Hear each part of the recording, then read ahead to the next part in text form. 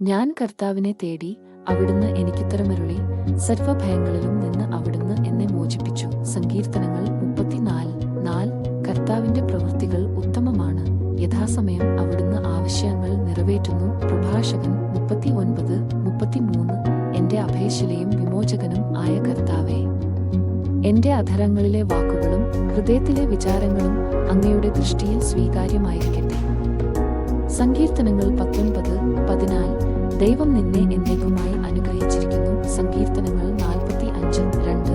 നീ കർത്താവിൽ ആനന്ദിക്കും, ഇസ്രായേലിന്റെ പരിശുദ്ധനിൽ അഭിമാനം കൊള്ളും. ഏശയ്യ 41:16. അവിടുന്ന് നിന്റെ വാ പൊട്ടിച്ചിരി കൊണ്ടും നിന്റെ അധരം ജയാരവം കൊണ്ടും നിറയ്ക്കും.